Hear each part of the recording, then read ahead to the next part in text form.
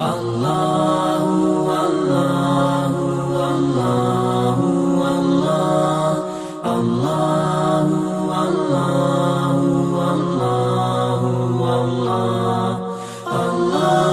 علیکم ورحمۃ اللہ وبرکاتہ۔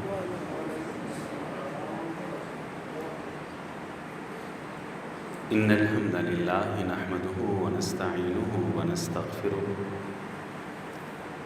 ونعوذ باللہ من شرور انفسنا ومن سیئات اعمالنا من يهده اللہ فلا مضل له ومن يضلل فلا هادی له واشهد ان لا الہ الا اللہ وحدہ لا شریک له واشهد ان محمدا عبدہ ورسولہ صلی اللہ علیہ وسلم۔ اما بعد فاعوذ باللہ السمیع العلیم من الشیطان الرجیم من ہمزہ ونفخہ ونفثہ بسم اللہ الرحمن الرحیم۔ یا ایہا الذین آمنوا کتب علیکم الصیام کما کتب علی الذین من قبلکم لعلکم تتقون۔ اس دنیا کا ہر وہ انسان، ہر وہ شخص، ہر وہ آدمی کہ جسے اللہ نے شعور، عقل، فہم سے نوازا ہے، وہ اللہ کی دی ہوئی اس عقل سے، اس فہم سے، اس شعور سے اس دنیا کی چھوٹی سے چھوٹی اور بڑی سے بڑی چیز کے مقصد کو اچھی طرح سے پہچان لیتا ہے۔ ہم میں سے کوئی انسان ایسا ہے جو روٹی کا لقمہ ناک کے نتھنے میں ڈالتا ہو؟ ہم میں سے کوئی ایسا انسان ہے جو پانی کا گھونٹ ناک کے نتھنے میں ڈالتا ہو؟ کیا دنیا کا کوئی بھی عقل مند انسان سر کی ٹوپی کو پاؤں کے اوپر رکھتا ہے؟ دنیا کا کوئی بھی ذی شعور انسان پاؤں کا جوتا اپنے سر کے اوپر رکھتا ہے؟ ہم میں سے کون انسان ہے جو ٹوائلٹ میں جا کے سو رہا ہو؟ دنیا کا کوئی بھی عقل مند انسان اپنے گھر کے بیڈ روم میں قضائے حاجت کرتا ہو؟ کوئی نہیں۔ کیوں؟ میں اور آپ اچھی طرح سے جانتے ہیں کہ یہ ٹوپی یہ سر کا تاج ہے، اس کی جگہ سر ہے، پاؤں نہیں۔ جوتے کا مقصد پاؤں کے نیچے آنا ہے، جوتے کا مقصد سر کے اوپر آنا نہیں۔ میں اور آپ بخوبی جانتے ہیں کہ ٹوائلٹ کے اندر قضائے حاجت کے لیے جایا جاتا ہے، سونے کے لیے نہیں۔ ہم اچھی طرح سے جانتے ہیں کہ بیڈ روم میں انسان کس کام کے لیے آتا ہے۔ یہ مسجد جہاں میں اس وقت بیٹھا ہوں، ہم نے نماز عشاء ادا کی، اللہ قبول فرمائے۔ اس مسجد کے اندر جتنی بھی چیزیں موجود ہیں مجھے بتانے کی ضرورت نہیں کہ ان کا مقصد کیا ہے۔ آپ نے دیکھا تو آپ نے دیکھتے ہی پہچان لیا کہ اس کا مقصد کیا ہے۔ میں یہاں کیوں بیٹھا ہوں اب اچھی طرح سے جانتے ہیں۔ یہ مائک کیوں لگا ہے میں اور آپ اچھی طرح سے آگاہ ہیں۔ یہ قالین کیوں بچھے ہیں، آپ کیوں بیٹھے ہیں، یہ پنکھے کس مقصد کے لیے لگے، لائٹیں کیوں لگیں، یہ اے سی اور ایئر کنڈیشن کس لیے لگائے گئے؟ کوئی ہے کہ جس کو بتانے کی ضرورت ہو کہ اس چیز کا یہ مقصد ہے؟ نہیں، اللہ کی دی اس عقل سے، اس فہم سے، اس شعور سے میں نے اور آپ نے بخوبی پہچان لیا کہ اس دنیا کی چھوٹی سے چھوٹی چیز کا مقصد کیا ہے اور اس دنیا کی بڑی سے بڑی چیز کا مقصد کیا ہے۔ لیکن دکھ اور افسوس کی بات یہ ہے کہ اس انسان نے اللہ کی دی عقل سے، شعور سے، فہم سے دنیا کی ہر چیز کے مقصد کو بخوبی پہچان لیا، اچھے طریقے سے جان لیا، لیکن 20 سال بیت گئے، 30 سال گزر گئے، 40 سال گزار دیے، 50 60 70 سال کی عمر گزار دی، لیکن آج تک اس انسان کو یہ پتہ نہیں چلا کہ اللہ نے مجھے کس مقصد کے لیے پیدا کیا۔ میں کیوں آیا ہوں؟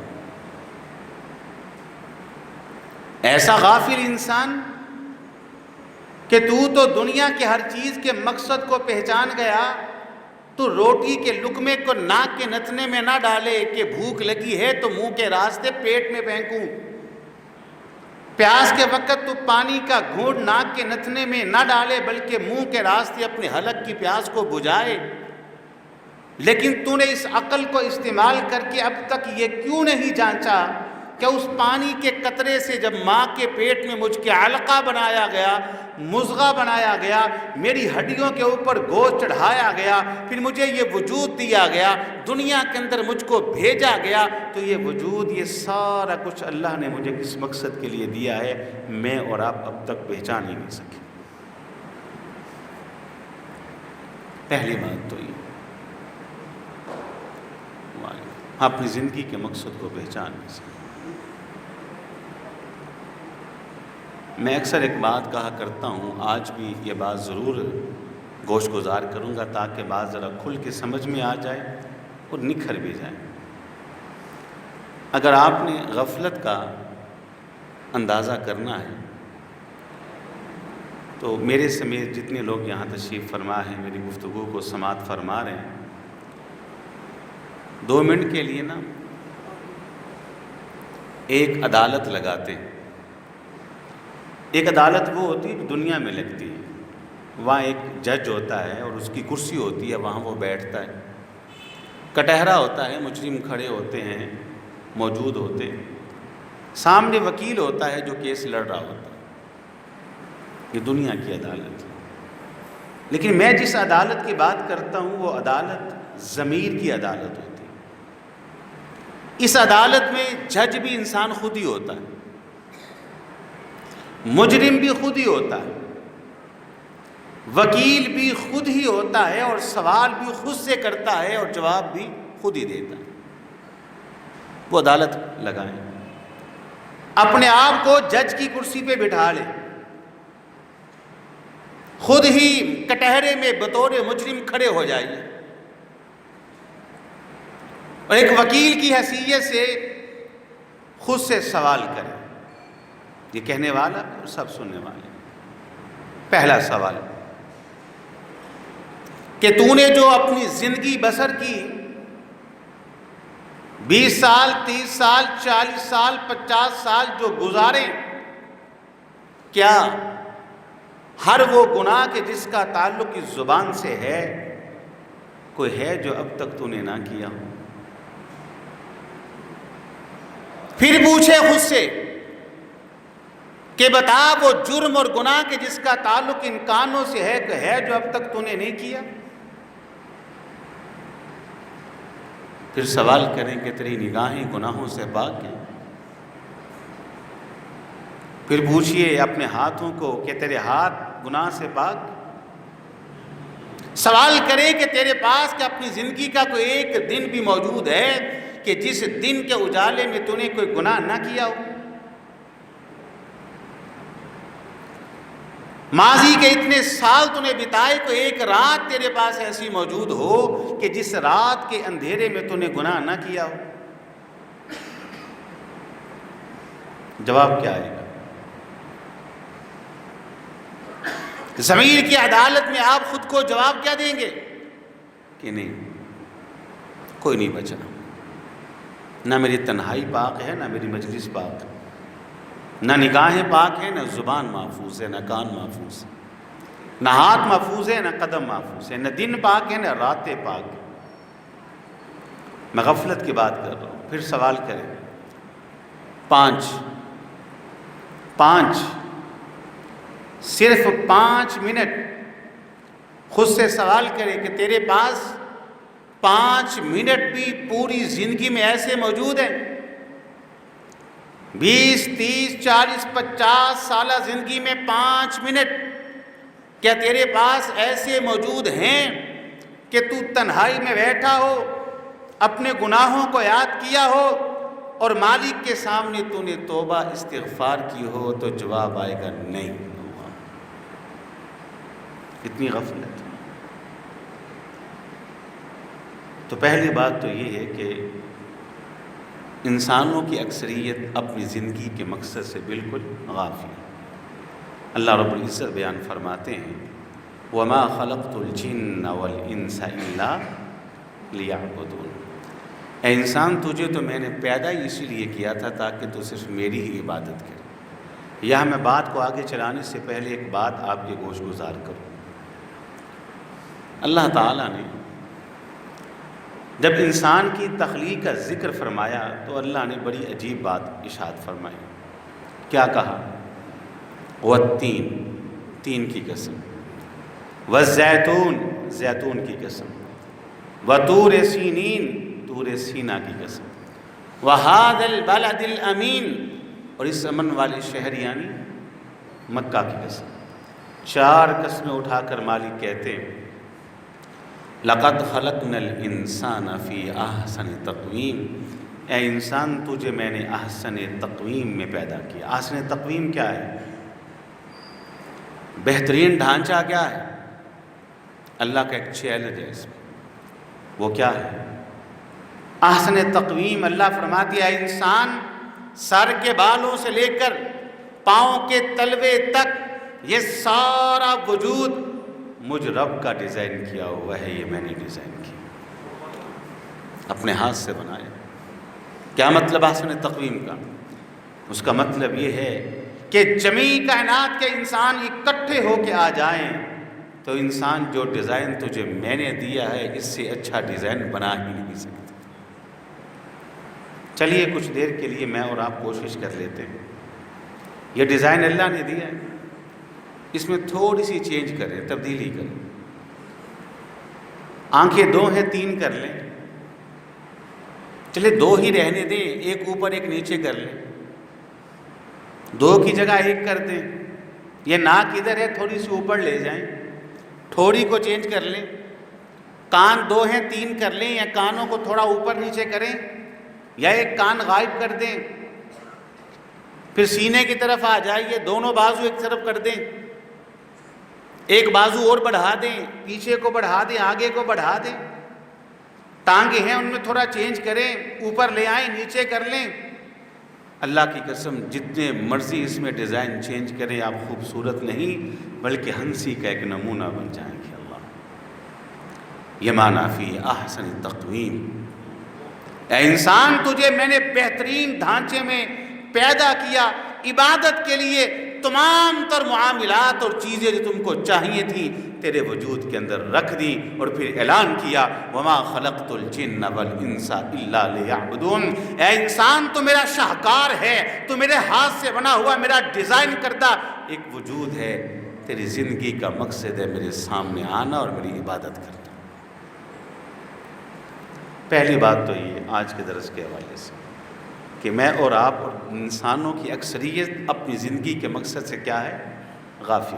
ایک بات، اب گفتگو کا دوسرا حصہ جو بڑا ہی اہم ہے کہ جو لوگ عبادت کرتے ہیں، نماز پڑھتے ہیں، روزہ رکھتے ہیں، حج بھی کرتے ہیں، عمرہ بھی کرتے ہیں، زکوٰۃ بھی دیتے ہیں، ذکر اذکار بھی کرتے ہیں، قرآن کی تلاوت کرتے ہیں، دعوت و تبلیغ کا کام کرتے ہیں، تدریس کا کام کرتے ہیں، میدان کے اندر بڑے فعال ہیں، ان میں سے اکثریت ان لوگوں کی ہے کہ جن کو عبادت کے مقصد کا پتہ نہیں ہے۔ انسانوں کی اکثریت زندگی کے مقصد سے غافل کہ زندگی کا مقصد اللہ کی عبادت، اور جو لوگ عبادت کرتے ہیں ان کی اکثریت عبادت کے مقصد سے غافل ہے۔ اللہ، عبادت کا مقصد کیا ہے؟ یہ بات سمجھنی آپ رمضان کیسے گزاریں۔ اللہ کرے کہ اللہ میری زبان میں وہ تاثیر پیدا کر دے، میرے سینے کو اللہ کھول دے کہ میں اپنا مادر ضمیر آپ تک پہنچا سکوں اور بات کو سمجھا سکوں۔ اللہ تعالیٰ نے جہاں بھی عبادت کا حکم دیا، اللہ نے نتیجہ اور رزلٹ اور مقصد یہ نہیں بیان کیا کہ عبادت کرو جنت میں چلے جاؤ، عبادت کرو جہنم سے بچ جاؤ گے۔ اللہ عبادت کا مقصد تو یہی ہے کہ انسان جنت میں جائے اور جہنم سے بچ جائے۔ اللہ نے یہ مقصد نہیں بیان کیا۔ یا ایھا الناس اعبدوا ربکم الذی خلقکم والذین من قبلکم لعلکم تتقون۔ اے لوگو، اللہ کی عبادت کرو جو تمہارا رب ہے، تم سے پہلے جتنے بھی انسان دنیا میں آئے سب کا رب ہے۔ عبادت کیوں کرو؟ لعلکم تتقون۔ روزے کی بات ہوئی تو کیا کہا اللہ؟ یا ایھا الذین آمنوا کتب علیکم الصیام کما کتب علی الذین من قبلکم لعلکم۔ یہ بڑی عجیب بات ہے۔ اللہ کہتے ہیں عبادت کرو تم متقی بن جاؤ گے۔ روزہ رکھو اے ایمان والو، تم پر روزہ فرض ہے جس طرح تم سے پہلے لوگوں پر فرض تھا۔ کیوں فرض ہے؟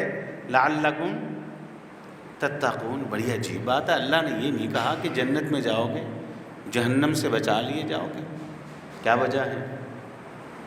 اس کی وجہ یہ ہے کہ اگر اللہ تعالیٰ یہ بات کہتے کہ تم عبادت کرو جنت میں جاؤ گے، عبادت کرو جہنم سے بچا لیے جاؤ گے، تو انسان چونکہ ناقص العقل ہے، کم ظرف ہے، انسان کی عقل نے فوراً سے پہلے نتیجہ اخذ کرنا تھا کہ عبادت کروں گا تو نتیجے تو آخرت میں ملنے ہیں، رزلٹ اور ثمرات تو آخرت میں ملنے ہیں۔ اللہ رب العزت نے نتیجہ اتنا شاندار بیان کر دیا، اتنا بلند بیان کر دیا، لعلکم تتقون۔ یہ عبادت تیرے دل میں تقوی کو پیدا کر دے گی، یہ عبادت تیرے وجود میں تقوی کو پیدا کر دے گی، یہ عبادت تیرے اندر للہیت کے جذبے کو پیدا کر دے گی، یہ عبادت تیرے اندر خلوص کی حلت کو پیدا کر دے گی، اور یہ وہ چیز ہے کہ جس سے تیری دنیا بھی بہتر ہو جائے گی، تیری آخرت بھی بہتر ہو جائے گی۔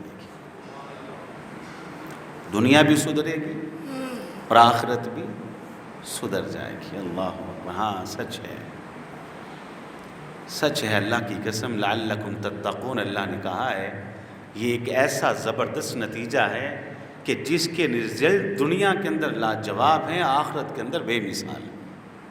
وہ کیسے؟ میں دو باتیں عرض کر کے اپنی بات کو آگے چلاتا ہوں۔ دنیا کے اندر عبادت اگر تقوی کی بنیاد پر ہو تو اس کا رزلٹ کیا ہے؟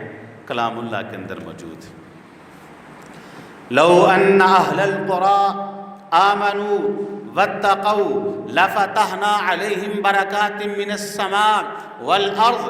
اللہ رب العزت نے پچھلی قوموں کا ذکر کیا تو آپ نے کہا، اللہ فرماتے ہیں لوگوں پچھلی قوموں کے اوپر میرے بڑے عذاب آئے، کسی کے اوپر جوؤں کا عذاب آیا، کسی کے اوپر ٹڈیوں کا عذاب آیا، کسی کے اوپر مینڈکوں کا عذاب آیا، کسی کے اوپر خون کا عذاب آیا، کسی کے چہروں کو میں نے بندر و خنزیر کے چہروں میں تبدیل کر دیا، کسی قوم کو میں نے زندہ زمین کے اندر دھنسا دیا، کسی کے اوپر پانیوں کے سیلاب کا عذاب آیا، کسی کے اوپر تیز آندھیوں کا عذاب آیا، کسی کے اوپر زلزلے طوفان آئے۔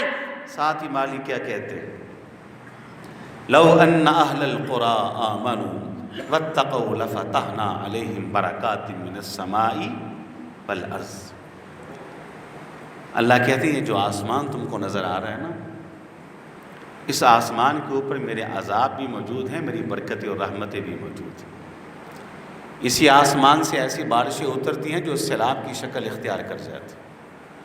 اسی آسمان سے ملائکہ اترتے ہیں جو انسان کے لیے رحمت اور عذاب دونوں بن کے آتے ہیں۔ اسی آسمان سے پتھروں کی برسات ہوتی رہی، اسی آسمان سے عذاب کے کوڑے اللہ کے برستے رہے۔ یہ زمین، اللہ کہتے ہیں زمین کے نیچے میرے عذاب بھی ہیں، میری رحمتیں اور برکتیں بھی۔ پیٹرول اس زمین کے نیچے، نباتات اس زمین کے نیچے، سبزہ زمین کے اندر سے نکلتا ہے، پانی زمین کے اندر موجود ہے، پیٹرول کی نعمتیں اس کے اندر موجود ہیں، معدنیات اس کے اندر موجود ہیں۔ لیکن اسی زمین کے نیچے زلزلے بھی موجود ہیں، لاوے بھی موجود ہیں، اسی زمین کے اندر قحط سالی کا عذاب بھی موجود ہے۔ اللہ فرماتے ہیں لو ان اہل القری آمنوا واتقوا لفتحنا علیہم برکات من السماء۔ جب کسی قوم کے اندر ایمان پیدا ہو جائے، تقوی پیدا ہو جائے، میں حکم جاری کر دیتا ہوں، آسمان کے سارے عذاب رک جاتے ہیں، زمین کے سارے عذاب روک دیے جاتے ہیں، اور زمین و آسمان کی ساری رحمتوں اور برکتوں کے دروازے کھول دیے جاتے ہیں۔ چھوٹا فائدہ ہے، لعلکم تتقون۔ اللہ کہتے ہیں روزہ رکھو گے تمہارے اندر تقوی پیدا ہوگا، عبادت کرو گے تمہارے اندر تقوی پیدا ہوگا، اب تک جو لوگ عبادت کرتے ہیں وہ عبادت کے مقصد سے غافل۔ اللہ کی قسم، جب تقوی کی بنیاد پر انسان عبادت کرتا ہے نا، لعلکم تتقون، تقوی کی بنیاد پر نماز پڑھتا ہے، تقوی کی بنیاد پر تلاوت کرتا ہے، تقوی کی بنیاد پر روزہ رکھتا ہے، تقوی کی بنیاد کے اوپر ذکر اذکار کرتا ہے، پھر کیفیت کیا ہوتی ہے؟ پھر کیفیت یہ ہوتی ہے لعلکم تتقون، انسان قیام کے اندر کھڑا ہے، تہجد ادا کر رہا ہے، لعلکم تتقون تقوی کی بنیاد کے اوپر ہے، تو اس کا دل چاہتا ہے کہ یہ رات ختم نہ ہو، میں ساری عمر قیام کی حالت کے اندر رہوں، ایسے ہی موت آ جائے۔ رکوع میں جاتا ہے تو لعلکم تتقون تقوی کی بنیاد پہ رکوع میں گیا ہے، تو اس کا دل چاہتا ہے کاش میں ساری عمر رکوع میں گزار دوں، اسی حالت میں مجھے موت آ جائے۔ وہ سجدے میں اپنے سر کو جھکاتا ہے، اس کا دل سر اٹھانے کو کرتا ہی نہیں، جی چاہتا ہی نہیں کہ اپنے سر کو سجدے سے اٹھائے۔ لعلکم تتقون، اس کا دل چاہتا ہے ساری عمر سجدے میں گزار دوں، اسی حالت میں موت آ جائے۔ لعلکم تتقون، اللہ کہتے ہیں تمہارے اندر تقوی آئے گا۔ اور آپ کیا سمجھتے ہیں؟ آپ کا کیا خیال ہے؟ یہ جو انسانی جسم اور وجود ہے، اس کے اندر دو چیزیں ہیں، اسے بے چینی بھی آتی ہے، بے قراری بھی آتی ہے، اور چین اور سکون بھی آتا ہے، صحت بھی ملتی ہے اور اس کو بیماری بھی ملتی ہے، توانائیاں بھی ملتی ہیں اور کمزوریاں بھی اس کو آتی ہیں۔ جائیے یہ بات لکھ کے لے جائیے اور پریکٹیکل کر کے دیکھ لیجئے۔ اللہ کی قسم اٹھا کے کہتا ہوں، پوری دنیا کے اندر انسانی جسم کے لیے کسی خوراک کے اندر، کسی پھل کے اندر، کسی فروٹ کے اندر، کسی میڈیکل کے اندر، کسی دوائی کے اندر اللہ نے وہ طاقت، وہ انرجی، وہ قوت، وہ صحت، وہ توانائی نہیں رکھی جو طاقت، جو قوت، جو صحت، جو توانائی انسانی جسم کے لیے اللہ نے نیکی کے اندر رکھی ہے۔ وہ نیکی جو تقوی کی بنیاد پہ انسان کرتا ہے نا، اس نیکی سے انسانی جسم کو جو روحانی طاقتیں ملتی ہیں، جو قوتیں ملتی ہیں، جو توانائیاں ملتی ہیں، جو اطمینان ملتا ہے، اللہ کی قسم دنیا کی کسی خوراک سے، کسی میڈیکل سے، دنیا کے کسی پھل سے، کسی روٹی، کسی فروٹ سے انسانی جسم کو وہ توانائی نہیں ملتی۔ اور تصویر کا دوسرا رخ وہ کیا ہے کہ بڑی بیماریاں دنیا کے اندر موجود ہیں، آنکھوں کی بیماریاں ہیں، کان کی بیماریاں ہیں، گلے کی بیماریاں ہیں، دل کی بیماریاں ہیں، جگر کی بیماریاں ہیں، پیٹ کی بیماریاں ہیں، خون کی بیماریاں ہیں، ہڈیوں کی بیماریاں ہیں، جلد کی بیماریاں ہیں، گردوں کی بیماریاں ہیں۔ میری یہ بات لکھ کے لے جائیے، دنیا کی بڑی سے بڑی بیماری، چاہے وہ آنکھوں کی بیماری ہے، چاہے وہ کان کی بیماری ہے، چاہے وہ نگاہوں کی بیماری ہے، چاہے وہ دل کی بیماریاں ہیں، چاہے وہ گردوں کی بیماریاں ہیں، چاہے وہ پھیپھڑوں کی بیماریاں ہیں، چاہے وہ جگر کی بیماریاں ہیں، چاہے وہ لہو کی بیماریاں ہیں، چاہے وہ جلد کی بیماریاں ہیں، چاہے وہ کینسر ہے، چاہے وہ ایڈز ہے، کسی بیماری کے اندر وہ تکلیف، وہ بے چینی، وہ بے قراری نہیں، جو بے چینی، جو بے قراری گناہ کے اندر رکھی گئی ہے۔ گناہ کی بے چینیاں کہیں زیادہ شدید ہیں۔ یہ جو میں اور آپ دیکھتے ہیں نا، اضطراب ہے، بے چینی ہے، بے قراری ہے، میری اور آپ کی زندگی میں سکون کی نیند نہیں ہے، چین کا سانس نہیں ہے، سب کچھ ہونے کے باوجود بھی انسان کہتا ہے کچھ نہیں، سب کچھ ہونے کے باوجود انسان کھویا ہوا ہے، نرم بستر ہے، عمدہ کمرہ ہے، بہترین انتظامات موجود ہے، لیکن سکون کی نیند نہیں آتی۔ اللہ کی قسم یہ گناہ ہیں جو انسان کو بے چین کیے ہوئے، ان گناہوں نے انسان کو بے چین کیا۔ اللہ کہتے ہیں یا ایھا الذین آمنوا کتب علیکم الصیام کما کتب علی الذین من قبلکم لعلکم تتقون۔ روزہ میں نے اسی لیے فرض کیا ہے تیرے اندر تقوی پیدا ہو، یہ تقوی تیرے اندر آئے گا تجھے چین کی نیند آئے گی، یہ تقوی تیرے اندر آئے گا تجھے سکون اور زندگی کے اندر آسانیاں پیدا ہو جائیں، یہ تقوی تیرے اندر آ جائے گا تیری زندگی کے اندر بہار آ جائے گی، یہ تقوی تیرے اندر آئے گا اللہ کی قسم تو ایک توانا، صحت مند اور تندرست انسان ہو جائے گا، تجھے تکلیفیں بھی مزہ دیں گی۔ ہم نے کیا کیا ہے؟ ہم نے غلطی کیا کی ہے؟ ہم نے غلطی یہ کی ہے کہ کہ ہم نے اپنی زندگی میں اتنے سال نمازیں تو پڑھی، روزے تو رکھے، لیکن یہ نماز یہ روزے ہم نے تقوی کی بنیاد کے اوپر نہیں رکھی۔ اس کی دلیل کیا ہے؟ میں آپ کو دیتا ہوں معذرت کے ساتھ کہ آپ دیکھیں کہ میری عمر 41 سال ہو چکی ہے۔ آپ میں کوئی نوجوان ہیں 25 سال کے ہوں گے، 30 سال کے ہوں گے، 40 کے بھی موجود ہیں، 50-60 سال کی عمر کے لوگ بھی موجود ہیں۔ جو 60 سال کی عمر کا ہے 50 سال تو ہو گئے نا روزہ رکھتے ہوئے۔ جو 50 سال کی عمر کے ہیں 40 سال تو کم از کم ہو گئے نا روزے رکھتے ہوئے۔ جو 40 کے ہیں 30 برس تو ہو گئے نا روزہ رکھتے ہوئے۔ جو 30 کے ہیں 20 سال کم سے کم روزہ رکھتے ہوئے۔ لیکن حالات کیا ہیں؟ حالات یہ ہیں میرے اور آپ کے کہ 40 سال پہلے میں جہاں کھڑا تھا میں آج بھی وہیں پہ کھڑا ہوں، 30 سال پہلے میں جہاں کھڑا تھا میں آج بھی وہیں پہ کھڑا ہوں، 50 سال پہلے میں جس اسٹیشن کے اوپر موجود تھا میں آج بھی اسی اسٹیشن کے اوپر موجود ہوں۔ مطلب کیا؟ 40 سال پہلے بھی بے نمازی، میں آج بھی بے نمازی، 30 سال پہلے بھی داڑھی مونڈا، میں آج بھی داڑھی مونڈا، 20 سال پہلے بھی میرے منہ سے تمباکو کی گندی بو آتی تھی، آج بھی میرے منہ سے تمباکو کی سگریٹ کی گندی بو آتی ہے۔ 50 سال پہلے بھی جھوٹا، میں آج بھی جھوٹا، 60 سال پہلے بھی دغاباز، میں آج بھی دغاباز۔ کوئی روزہ مجھ کو نہ بدل سکا، کوئی درس مجھ کو نہ بدل سکا، کوئی واعظ مجھ کو نہ بدل سکا، کوئی خطبہ مجھ کو بدل نہ سکا، کوئی افطاری مجھ کو بدل نہ سکی، کوئی سحری مجھ کو بدل نہ سکی۔ اس کی وجہ کیا ہے؟ لعلکم تتقون، میں نے عبادت تو کی ہے، عبادت کے مقصد کو میں نہیں پہچان سکا۔ لعلکم تتقون، مالک کہتے ہیں لعلکم تتقون، رمضان اس دفعہ گزارنا ہے لعلکم تتقون، اس بنیاد کے اوپر گزارنا ہے انشاءاللہ۔ کیا خیال ہے؟ اللہ نے ہم پہ روزہ فرض کر دیا، کھانا نہیں پینا نہیں۔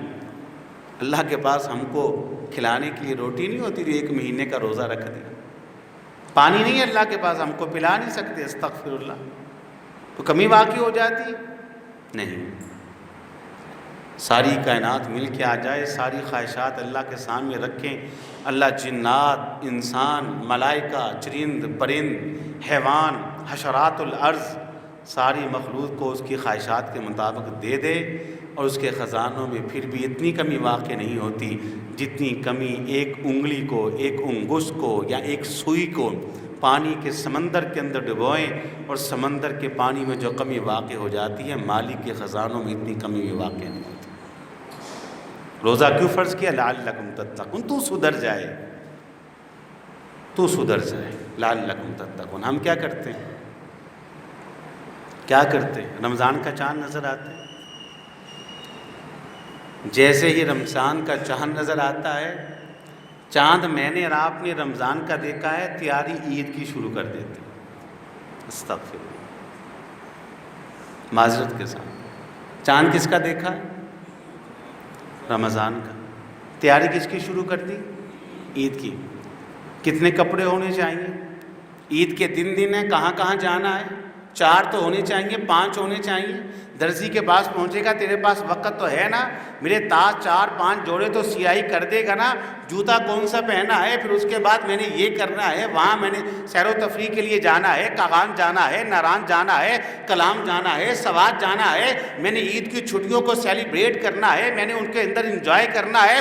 اور اللہ کے بندے، تو نے چاند رمضان کا دیکھا، تیاری تو نے عید کی شروع کر دی، یہ تیرا رمضان ہے؟ نہیں، رمضان کا چاند نظر آتا، تیاری تو افطاری کی کرتا، سحری کی کرتا، قیام اللیل کی کرتا، قرآن کی تلاوت کی کرتا، ہاں اعتکاف کی کرتا، قدر کی رات کی تلاش کی کرتا، گناہوں کی معافی کی کرتا، اللہ سے بخشش کی کرتا، قبر کی تنہائی کی کرتا، حشر کے میدان کے اندر اللہ کے سامنے کھڑے ہونے کی تیاری کرتا، اور جنت کے حصول کی تیاری کرتا، جہنم سے بچنے کی تیاری کرتا۔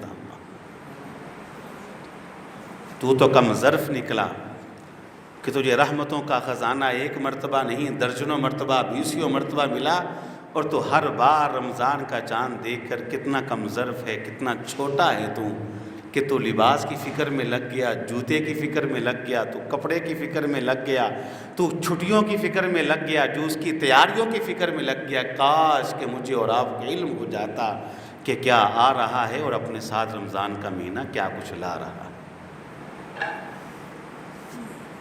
یہاں میں رمضان کیسے گزارے کے حوالے سے ایک چھوٹی سی بات آپ کے گوش گزار ضرور کرنا چاہوں گا۔ 60 سیکنڈ ہونا تو 1 منٹ بنتا ہے، اور 60 منٹ ہو تو 1 گھنٹہ بنتا ہے۔ اچھا 24 گھنٹے ہوں تو پھر 1 دن بنتا ہے، 7 دن ہوں تو 1 ہفتہ بنتا ہے، 4 ہفتے ہوں تو 1 مہینہ بنتا ہے، 12 مہینے ہوں تو 1 سال بنتا ہے، 100 سال ہوں تو 1 صدی بنتی ہے، 10 صدیاں ہوں تو 1000 سال بنتا ہے، 20 صدیاں ہوں تو 20,000 سال بنتے ہیں، 30 صدیاں ہوں تو 3,000 سال بنتے ہیں، 40 صدیاں ہوں تو 4,000 سال بنتے ہیں، 50 صدیاں ہوں تو 5,000 سال بنتے ہیں، 60 صدیاں ہوں تو 6,000 سال بنتے ہیں، 70 صدیاں ہوں تو 7,000 سال بنتے ہیں، 80 صدیاں ہوں تو 8,000 سال بنتے ہیں، 90 صدیاں ہوں تو 9,000 سال بنتے ہیں، 100 صدی ہو تو 10,000 سال بنتے ہیں، 200 صدیاں ہوں تو 20,000 سال بنتے ہیں، 300 صدیاں ہوں تو 30,000 سال بنتے ہیں، 400 صدیاں ہوں تو 40,000 سال بنتے ہیں، 500 صدیاں ہوں تو 50,000 سال بنتے ہیں، 500 صدیاں ہوں تو 50,000 سال بنتے ہیں۔ کان کھول کے سن لیجئے، رب کا قرآن کہتا ہے قیامت کا ایک دن 50,000 سال کے برابر ہے۔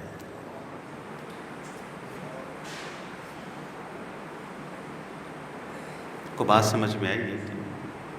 قیامت کا ایک دن 50,000 سال کے 500 صدیاں۔ میں نے اور آپ نے مذاق سمجھا، کیا ہونا ہے اس دن؟ ایک دن ایک ہی کام ہوگا۔ یہ ایک بات میں سمجھاؤں، کتنے کم ظرف ہیں میں اور آپ، ہم نے معمولی سمجھا۔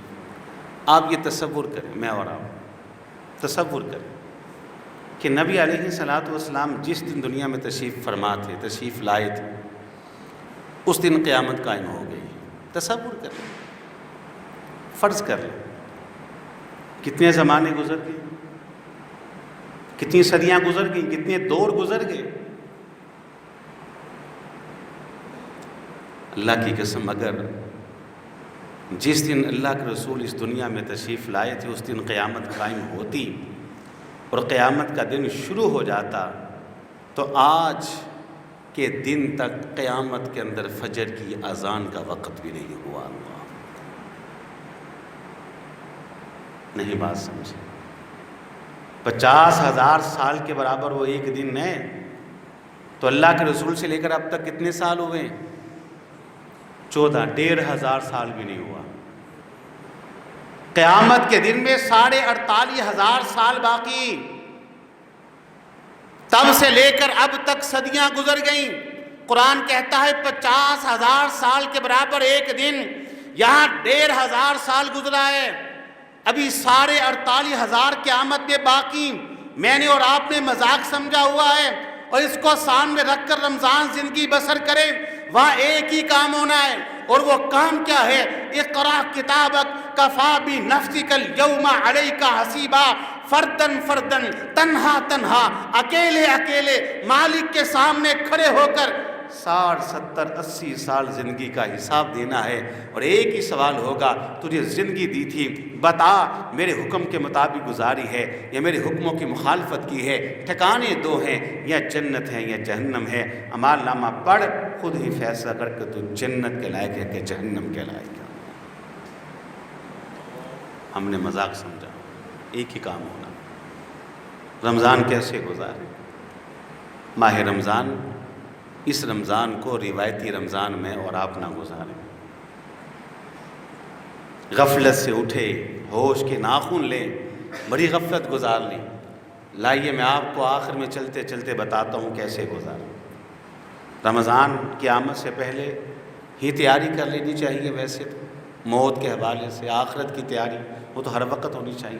رمضان آئے تو آپ اللہ کی توفیق سے، اللہ کی مدد سے روزہ رکھیں، مسجد میں آئے نماز پڑھیں، قرآن کو کھولے تلاوت شروع کر دیں، ہاں ہاتھوں کی انگلیوں کے اوپر سبحان اللہ الحمدللہ اللہ اکبر کہیں، اللہ کی رضا کے لیے بھوک کو پیاس کو برداشت کریں، حلال چیزوں کو خود پہ حرام کر لیں۔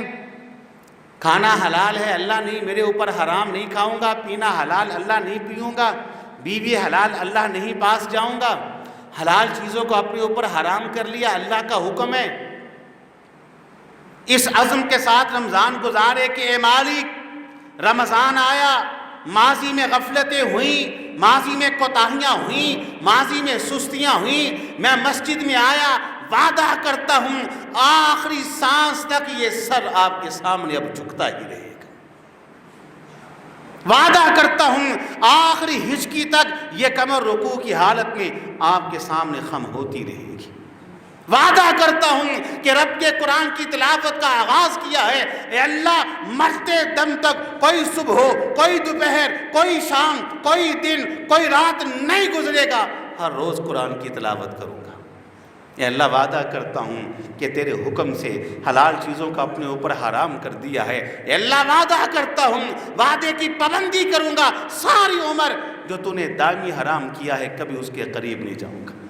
اے اللہ وعدہ کرتا ہوں ماہ رمضان میں گناہ کو چھوڑ دیا، نافرمانی کو چھوڑ دیا، بغاوت کو چھوڑ دیا، تیرے حکموں کی عدولی کو چھوڑ دیا، پامالی کو چھوڑ دیا، وعدہ کرتا ہوں مرتے دم تک کسی گناہ کے پاس اور قریب بھی نہیں جاؤں گا۔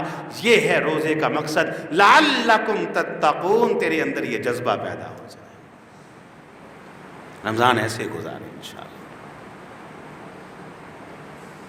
جیسے ہی رمضان کا چاند نظر آئے نا، ہاں ضرور فکر کرے، ضرور فکر کرے لباس کی، لیکن کس لباس کی؟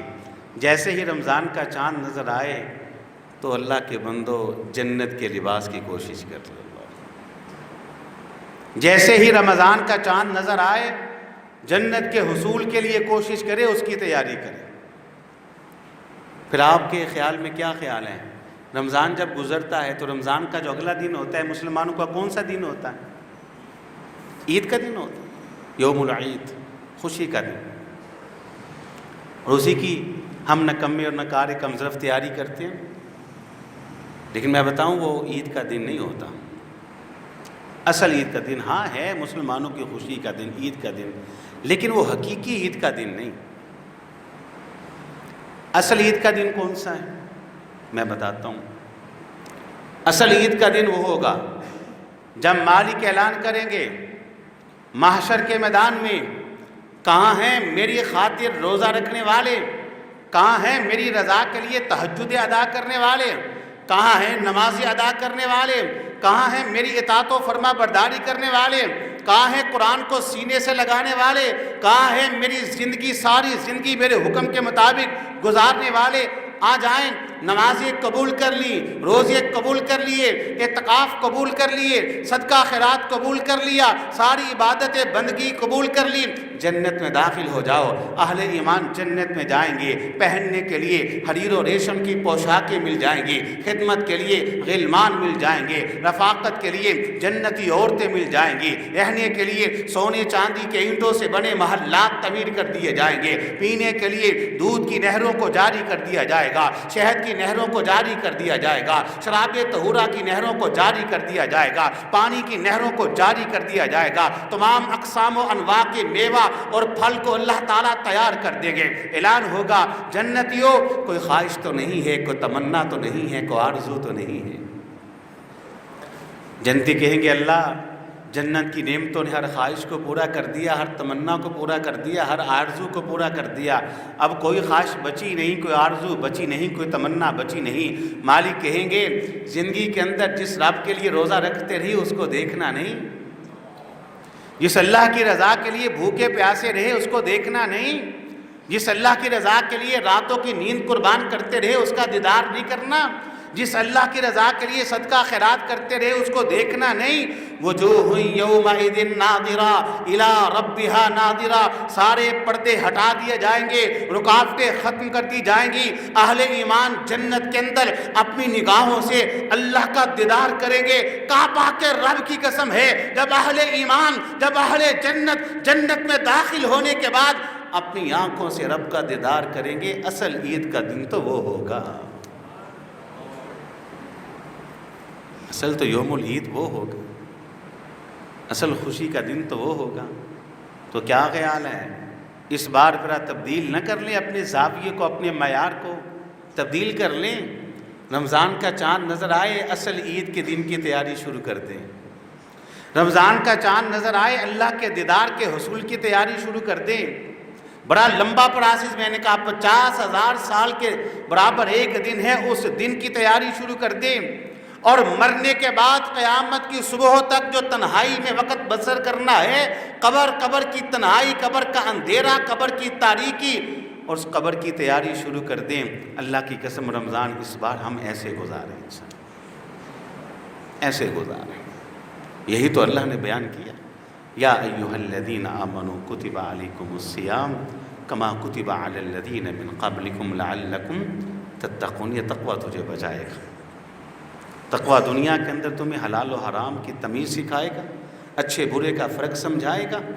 لعلکم تتقون, یہ روزہ تجھے پریکٹیکل ہے کہ سب کچھ حلال ہے تو اس کو نہیں استعمال کرتا, اللہ کا حکم ہے تو جو دائمی حرام ہے اسے چھوڑ دے, اس کے قریب مت بھٹک, قریب مت جا. کہا لعلکم تتقون. تو حضرات روایتی روزہ نہیں رکھنا ہے انشاءاللہ, روایتی رمضان ہم نے نہیں گزارنا. انشاءاللہ یہ رمضان میری اور آپ کی زندگی کا انقلابی رمضان ہوگا. کہیں انشاءاللہ یہ ایسا رمضان ہوگا کہ انشاءاللہ پچھلے ماضی کے سارے گناہوں کو دھو ڈالے گا. انشاءاللہ یہ ایسا رمضان ہوگا کہ آئندہ مستقبل میں جو زندگی باقی ہے انشاءاللہ اس میں گناہوں سے پاکیزہ اور نیکی کے اندر آسمانوں والی سیل کرنے والی زندگی ہوگی انشاءاللہ. انشاءاللہ کو بات سمجھ میں آئی ہے کہ نہیں آئی؟ رمضان کیسے گزارے سمجھ میں آ گیا نا؟ تو وعدہ کرتے ہیں انشاءاللہ. تو آج سے ہی, ابھی سے ہی, یہ کہنے والا بھی, سب سننے والے بس نظر جھکائیں, اپنے گریبان میں منہ ڈالیں اور دیکھ لیں جہاں جہاں نقص ہے, خرابی ہے, کوتاہی ہے, سستی ہے, گناہ ہے, نافرمانی ہے, جہاں جہاں یہ تھوڑی سی گندگی موجود ہے آج سے اس گندگی کو صاف کر لیں. جہاں جہاں نیکیوں کی کمی موجود ہے اس کمی کو وہاں پورا کر لیں. یہی ہے رمضان, اور زندگی یوں بسر کریں. تو آج کی گفتگو کا مختصر تھا خلاصہ یہ ہے کہ سب سے پہلے اپنی زندگی کے مقصد کو پہچانیں کہ اللہ نے مجھے کیوں پیدا کیا. وہ مقصد کیا ہے؟ اللہ کی عبادت. اور پھر جو عبادت کرتے ہیں وہ عبادت کے مقصد کو پہچانیں. عبادت کا مقصد کیا ہے؟ لعلکم تتقون. تو جو انسان بھی لعلکم تتقون اس بنیاد کے اوپر اللہ کی عبادت کرتا ہے, کیا ہی ہے اس کی عبادت کے کہنے. پھر یہ عبادت اس انسان کو وہ مزہ دیتی ہے کہ اسے عبادت کے علاوہ کسی دوسری چیز میں لذت آتی ہی نہیں. وہ بے چین تو ہوتا ہے, لیکن ہوتا کس والے سے ہے؟ فجر پڑی ہے وہ بے چین رہتا ہے کب ظہر کا وقت ہو, ظہر پڑی ہے وہ بے چین ہے کب عصر کا وقت ہو, عصر پڑی ہے بے چین ہے کب مغرب کا وقت ہو, مغرب پڑی ہے بے چین ہے کب عشاء کا وقت ہو, عشاء پڑی ہے سونے سے پہلے اس بے چینی کے ساتھ فکر کے ساتھ سوتا ہے اللہ وقت میں آنکھ کھل جائے تاکہ میں باجماعت فجر پڑھ لوں اور تہجد پڑھ لوں. یہ ہے لعلکم تتقون. تو عبادت کے مقصد کو پہچان کر انشاءاللہ ہم نے عبادت بھی کرنی ہے, ہم نے روزہ بھی رکھنا ہے. تو گفتگو کا جو آخری حصہ تھا وہ کیا تھا کہ اس بار رمضان ہم گزاریں گے انشاءاللہ الرحمن اصل عید کا دن جو جنت میں اللہ کے دیدار کا دن ہوگا اس کی تیاری کے ساتھ. رمضان گزاریں گے انشاءاللہ مستقل بنیادوں کے ساتھ کہ انشاءاللہ اب کوئی نیکی چھوٹ نہ پائے گی, اور اب کوئی گناہ ایسا نہیں کہ جس سے توبہ کر کے اسے ہم جان نہ چھڑا لیں. تو اللہ تعالیٰ سے میں اس دعا کے ساتھ اپنی بات کو ختم اور مکمل کرتا ہوں کہ مالک تیرے اس گنہگار بندے نے جتنی باتیں کی وہ آپ کی توفیق اور آپ کی مدد سے کی. اس میں جو حق ہے سچ ہے سمجھ کے عمل کی توفیق عطا فرما, اور جو غلطی اور کوتاہی درگزر کرتے ہوئے اصلاح کی توفیق عطا فرما.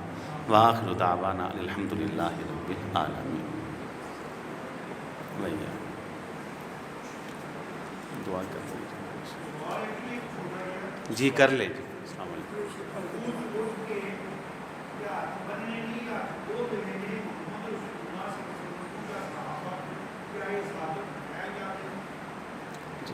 بزرگوں نے جی بڑا پیچیدہ سوال کر لیا ہے کہ رکوع کے بعد ہاتھ رکوع کے بعد ہاتھ باندھیں گے یا ہاتھ چھوڑیں گے۔ مسئلے کی وضاحت سے پہلے میں آپ کو ایک اور مسئلہ سمجھانا چاہتا ہوں، پھر آپ کو یہ مسئلہ بھی سمجھ میں آ جائے گا۔ جب ہم صحابہ کرام، تابعین، تبع تابعین اور محدثین، جن کو ہم سلف صالحین کہتے ہیں، ان کی زندگیوں کا مطالعہ کرتے ہیں، اختلاف رائے ان کے اندر بھی موجود تھا۔ صحابہ کرام کے بیچ بھی اختلاف رائے موجود تھا، تابعین کے درمیان بھی اختلاف رائے موجود رہا ہے، محدثین جو ہیں ان کے درمیان بھی اختلاف رائے رہا ہے۔ لیکن اس قسم کے مسائل میں جو اختلاف وہ رکھتے تھے، اس کا طریقہ کار یہ ہوتا تھا کہ عمل اس پہ کرتے تھے جس پہ ان کا دل دماغ مطمئن ہے، اپنی رائے پہ عمل کرتے تھے، لیکن دوسرے کی رائے کا احترام کرتے تھے۔ اس کی رائے کے اوپر، اس قسم کے مسائل پر وہ فتویٰ چسپانی کرتے تھے کہ جس فتوے سے الیاذ باللہ بندہ کہے کہ یہ ایسا ہے، یہ ویسا ہے۔ تو یہ مسئلہ بھی ایسا ہے، میری اپنی ذاتی جو رائے ہے، جو اپنا عمل ہے، جو مجھ کو سمجھ میں آئی، وہ یہ ہے کہ جب آپ رکوع سے سر اٹھائیں تو رکوع سے سر اٹھانے کے بعد آپ ہاتھوں کو چھوڑ دیں، اور ہاتھوں کو چھوڑ دیں۔ جو صحیح بخاری کی حدیث ہے وہ یہی ہے کہ جب آپ رکوع سے سر اٹھاتے تو جسم کے تمام جو اعضاء ہیں، ان کے جو جوڑ ہیں، وہ اپنی جگہ پہ آ جاتے، لوٹ آتے۔ تو ہمیں یہ سمجھ آئی ہے کہ ان کی جگہ یہی ہے کہ ان کو چھوڑ دیا جائے۔ ہاں، اگر کسی کو اس حدیث سے کچھ اور بات سمجھ میں آتی ہے تو ان کی سمجھ، ان کی تحقیق، ان کی رائے وہ ان کے ساتھ، ہمیں جو سمجھ آئی ہم اس پہ عمل کرتے ہیں۔ ہاں، دوسروں کی تحقیق، رائے کا ہم احترام کرتے ہیں۔ ٹھیک ہو گیا جی؟ ماشاء اللہ جی۔ کوئی اور سوال، کوئی مسئلہ کسی کو؟ دعا کر دیتے ہیں، دعا کی درخواست آئی ہے بیماروں کی، دعا کر لیجیے۔ آپ نے کوئی بات کرنی ہے کوئی؟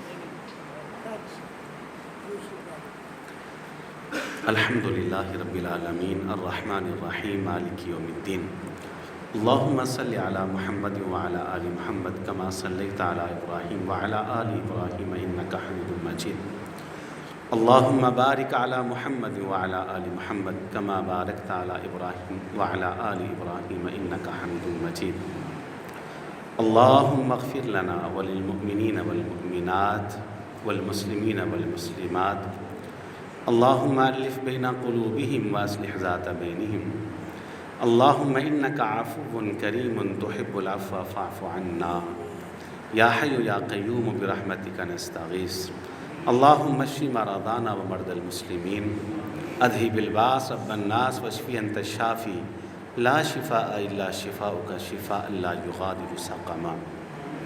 اے اللہ، سب سے پہلے تو ہم سب کے سارے گناہوں کو معاف کر دیجیے، ساری خطاؤں سے درگزر فرما دیجیے، ساری لغزشوں سے درگزر فرما دیجیے۔ اے اللہ، ہم آپ کے بندے ہیں، آپ کے گھر میں بیٹھے ہیں، اپنے ہاتھ ہم نے پھیلائے ہیں، اپنی گردن اور سر کو جھکایا ہے۔ اے اللہ، ہم نادم اور شرمندہ ہو کر آپ کی بارگاہ میں اقبال جرم کرتے ہیں، اعتراف گناہ کرتے ہیں۔ اے اللہ، ہم نے بڑے گناہ کر دیے ہیں، دانستہ بھی نادانستہ بھی۔ اے اللہ، ہمارے سارے گناہوں کو اپنی رحمت سے معاف کر دیجیے، اللہ ہم کو بخش دیجیے، اللہ ہماری مغفرت فرما دیجیے۔ اے اللہ، اپنی رحمت خاص سے آئندہ زندگی میں ہمیں ان گناہوں سے بچنے کی توفیق عطا فرما دیجیے، تمام گناہوں سے بچنے کی توفیق عطا فرما دیجیے۔ اے اللہ، آپ حاجت روا ہیں، آپ کے علاوہ کوئی نہیں جو حاجتوں کو پورا کر سکے۔ اللہ، جتنے لوگ بھی حاجت مند ہیں سب کی حاجتوں کو پورا فرما۔ اے مالک، آپ مشکل کشا ہیں، کوئی نہیں جو آپ کے علاوہ مشکل کو حل کر سکے۔ اللہ، جو مشکلات میں گرے ہیں ان کی مشکل کشائی فرما۔ اے اللہ، پریشانیوں کا حل صرف آپ کے پاس ہے، کسی کے پاس نہیں۔ اللہ، جتنے لوگ بھی پریشان ہیں سب کو پریشانیوں سے نجات عطا فرما۔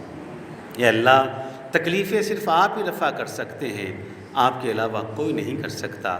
جتنی تکلیفیں ہیں اللہ سب تکلیفوں کو رفع فرما۔ اے اللہ بیماری ہے تو آپ کے حکم سے ہے، شفا ہے تو آپ کے امر سے ہے۔ اللہ جتنے لوگ بیمار ہیں سب کو شفا یاب کرتے، سب کو صحت یاب کرتے۔ اے اللہ اولاد دیں تو آپ دیں، بیٹا دے تو آپ دیں، بیٹی دے تو آپ دیں۔ اے اللہ آپ نہ دیں تو کوئی دے نہیں سکتا۔ اے اللہ اگر آپ دینے پہ آ جائیں تو کون ہے جو نہ دے سکے۔ اے اللہ جو بے اولاد ہیں سب کو نیک اولاد عطا فرما۔ اللہ جو بے اولاد ہیں سب کو نیک اولاد عطا فرما دے۔ یا اللہ جن کے دلوں میں بیٹوں کی خواہش ہے اللہ ان کی خواہش کو پورا کر دے۔ اللہ جن کے دلوں میں بیٹیوں کی آرزو ہے اللہ ان کی آرزوؤں کو پورا کر دے۔ اے اللہ ہم سب کو اپنے نیک بندوں میں شامل فرما۔ اللہ ہم سب کو اپنے متقی بندوں میں شامل فرما۔ اللہ ہم سب کو اپنے صابرین بندوں میں شامل فرما، اپنے شاکرین بندوں میں شامل فرما۔ اے اللہ نہ صرف یہ کہ ہم کو بلکہ ہماری اولادوں کو بھی نیک بنا دے۔ اے اللہ نہ صرف یہ کہ ہماری اولادوں کو بلکہ ہماری اولادوں کی اولادوں کو بھی نیک بنا دے۔ اے اللہ پھر ان کی اولادوں کو، پھر ان کی اولادوں کو، پھر ان کی اولادوں کو، اے اللہ قیامت تک جو نسلیں ہماری چلیں سب کو نیک ہی بنانا۔ اے اللہ ہماری اولادوں کو متقین کا امام بنا دے۔ اللہ ہماری اولادوں کو علماء بنا دے، مفسرین پیدا فرما۔ ہماری نسلوں میں فقہاء، مجتہدین، صلحاء پیدا فرما، صدیقین پیدا فرما، شہداء پیدا فرما۔ اے مولا کائنات میں درد دل سے آپ سے دعا کرتا ہوں جو بے نمازی ہیں پکا نمازی بنا دے۔ اے اللہ جن کے چہروں پہ داڑیاں نہیں رکھنے کی توفیق عطا فرما دے۔ اے مولا کریم میں درد دل سے دعا کرتا ہوں کہ اللہ ہمیں اپنے گھروں کو آباد کرنے والا بنا، اللہ ہمیں مسجدوں کو آباد کرنے والا بنا۔